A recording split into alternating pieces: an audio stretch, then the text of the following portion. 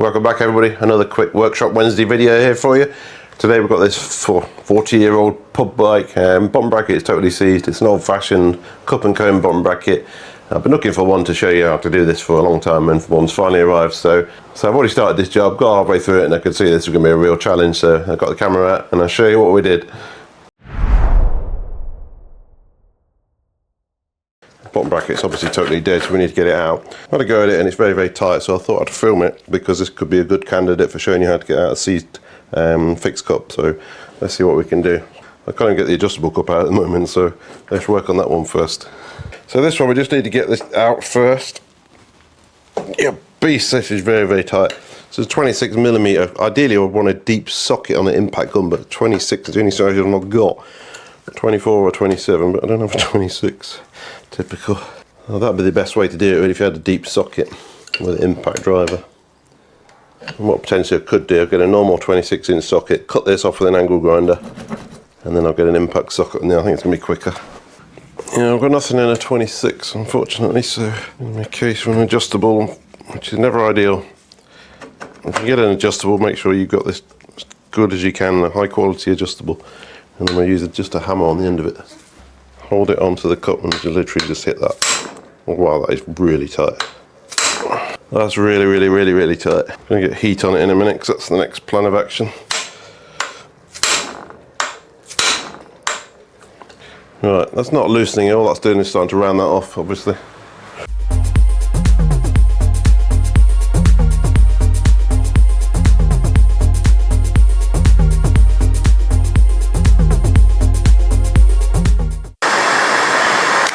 See if that's helped at all. It's pretty warm now, that's for sure. I wish I had a 26mm socket. I'm going to have to order one now next time one comes in. That ain't moving. If this is tight, then the fixed cup is going to be incredibly tight. If you're not sure if it's moving or not, what you can do is put a mark on here and here, and then you'll see if it's moving or if the spanner's slipping. See, all that's doing there is the spanner slipping. Adjustable spanners are a terrible tool. Don't use it if you can absolutely help it. Unfortunately, it's the only thing I've got in this size. Well, that's moved now. You can see this line has moved, so that's good. Once you get it moving, you can get some more oil in there, and it'll find its way into bits that have been basically broken free from corrosion. Alright, with a bit of luck now, we should just about be able to turn this. Like I say, if this side is tight, then the other side is just going to be somewhat challenging. Right, there you go. The customer was asking me if it's usual for bottom brackets to wear out. This is the original one for probably 30-40 years. I think he's done alright, to be fair to him. Got his money's worth. He's only using this to sort of tootle around the village to the pub and back, so we're certainly not going for a full resto or anything like that. He just wants this bottom bracket doing. The headset's a bit loose, I'll do that while it's here as well, but bottom bracket is the one. We're going to be fitting a cartridge unit into this, if we can get this one out. So I'm also trying to film this with two cameras now. I just bought another camera, a GoPro. So I'm going to attempt to edit this into one seamless video. See how that goes. Heat nearly always helps on this. Well, nearly always. Yeah, it's still quite warm, that is. It's just a Black & Decker, basically a heat gun really, so it's nothing bike specific. I've got a little battery powered one as well, but it won't get anywhere near hot enough to help with this. Right, that's out. I think they've probably seen better days. Right, let's do the other side. Ow! Oh my god, look at this. How is it even still rolling? Wow. I think we'll have to chase these threads through if we can get it out as well. Oh my god. So this is the fixed cup side, which is traditionally far more difficult than the other side. It was already pretty difficult. It's actually got some nice shiny paint underneath, 40 years worth of crud. So, I'll show you what to do. So at the very minimum, you will need a fixed cup spanner, which has two 36mm flats that go onto this bottom bracket. That's just a terrible fit. That's really not going to help matters. And don't forget, this has got a left-hand thread, so it will unscrew clockwise like this. So a lot of people will be here probably 2 or 3 days trying to get it out and turning it, and all you're doing is tightening it up. So make sure you get it the right way. Right, I've got very low hopes that this is going to come out, so what I need to do here is press this spanner onto there, because you've got very little engagement on these flats. So press the spanner on with your hand, Well, basically just trying to turn the spanner, but there's no way that's coming out like that. Again, you can hit it with a hammer. It is still quite warm, but you can see what a terrible fit that is there. It's basically just corroded away over the years, so all is not lost there.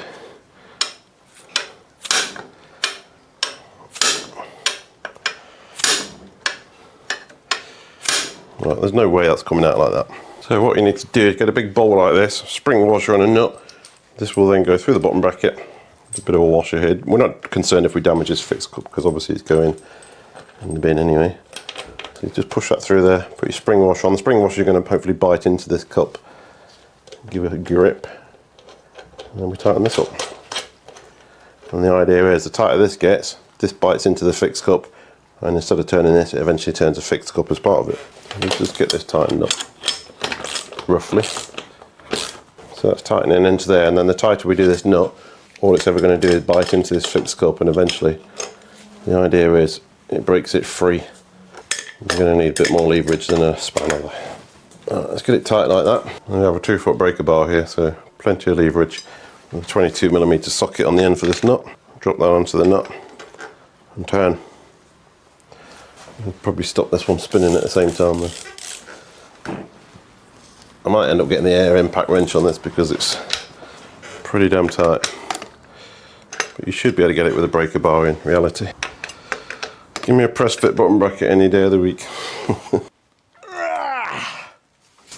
Oh, this ain't working. So I'm going to use an air impact wrench because that's incredibly tight. Let's give this a blast.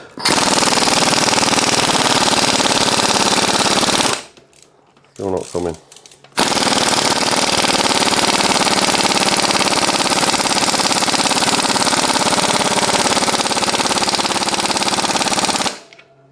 Wow.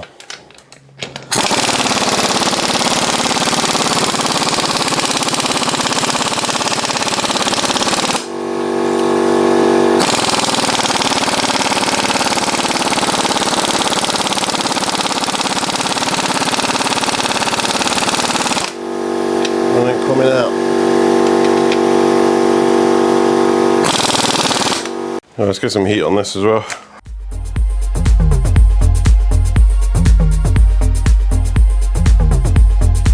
Crazy tight, this one.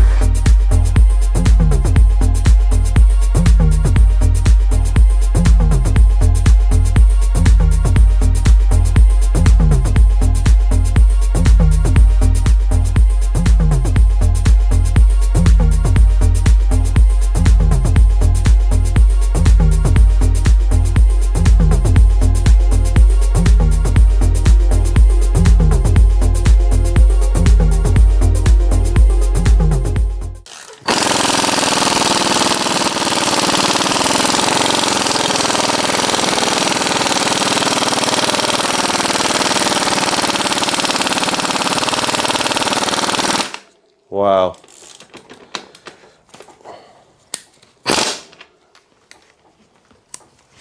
I'm going to up the pressure on my air impact wrench to maximum. This is crazy tight.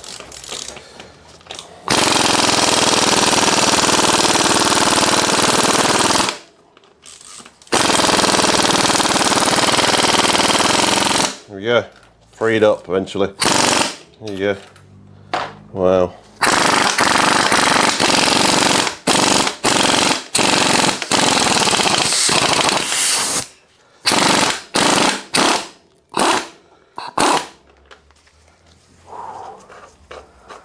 That's hot. That's how you get it out. This is just paint, it's not threads. So we obviously clean up all this rubbish in here. It's very, very hot at the moment. And then we can put a new one in. That's how you do it. Good luck doing that with a spanner. Alright, so fun and games, that's out now. We need to clean this up. And we need to make sure we've got a new bottom bracket. So the old bottom bracket is a, what, 129, 130-ish, so it's pretty long. Not sure we even got one that long. I have a 127.5, it'd probably be enough. It's a millimetre less each side, as long as you've got the clearance for the chain stays. See what I've got. So just get a brass brush in here and clean up all the rubbish that you can. It's quite a mess. The big chunk stuck here. Once you get most of that out, just get some WD-40 and then give it a good soak. It just helps break it down. Most of it ends up on the floor, but hey, it's a workshop. Right, I'm just going to run a tap through here now because they're pretty crusty. Obviously, I've been there for a long time, so let's just run a tap through that. We're not cutting a thread here, but we're obviously trying to clean it up. But I'm just going to put some cutting fluid in there anyway. This is just going to chase the threads through. Obviously, when it's a left-hand thread, so this one screws in this way, and the other one screws in same way. The right-hand thread.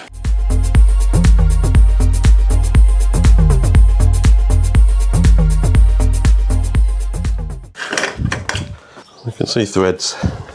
Good. Right, let's get a bottom bracket in here then. I'm tempted not to clean it too much because it's going to look a bit ridiculous compared to the rest of the bike, but let's give it a quick blast.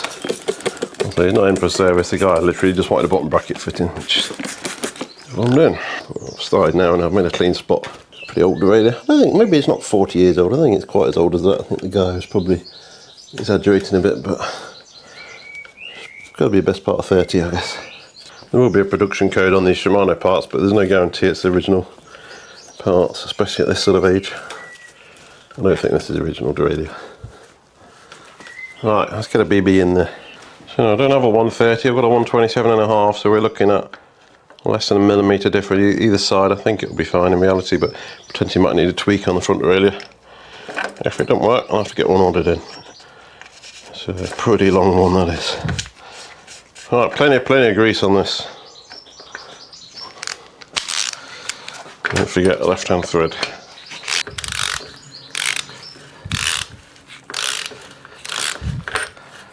Right, beautiful. Look at that. It goes in by hand now.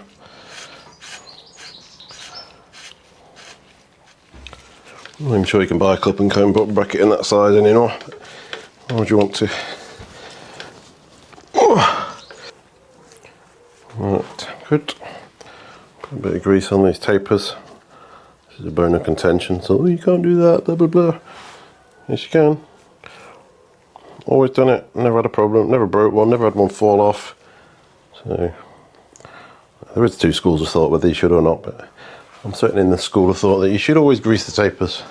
Right, let's get this on and see how we're looking against this chainstay. Like I say, yeah, it can be absolutely miles away. I can get a finger down there, we're not going to be anywhere near fouling that. So the old one that came out had nuts on it. The new one comes with bolts. Bolts tend to be a lot more secure than nuts. Don't ask me the science behind it, but more premium units always come with bolts. Alright, that's fine. Nowhere near the chainstay. Good. Alright, so there's no caps on this when it came in. I'll see if I can find some new ones for him though. Let's see if this front derailleur works. It might need a tweak because we've technically moved the bottom bracket a couple of millimetres. If that, that's on the big ring. That's on the little ring. It's on a friction grip shifter. There's no indexing to worry about. These here might fit. Too bad. So yeah, I hope you enjoyed that one. These can be a real challenge, you know, sometimes on par with the seat post. But if you do use this technique, I've not been beaten by one yet. There's always chance still, but this normally gets them out. So yeah, don't worry about using the proper tools. The only way to get these things out is a nut and bolt like this. All the tools in the world are not going to help you on this one normally. Even the VAR one that I'll show you, the handle on that is very small. Yes, you could put a lever on it to give you some more leverage, but in reality, just get a nut and bolt on it. It's going to whip it out in normally a minute or two. This one took probably 5 or 10 minutes of ugga-dugga sort of thing, but we got there in the end, and the bike's ready to go now. So I'll let the customer know. I'll say we're not touching the rest of it. It's literally just a sort of £10 pub bike. So it was just limping it along with the bottom bracket. That's all she wanted. So thanks very much for watching, and stay tuned for more Workshop Wednesday videos, as long as my main videos every Saturday evening. Thank you very much.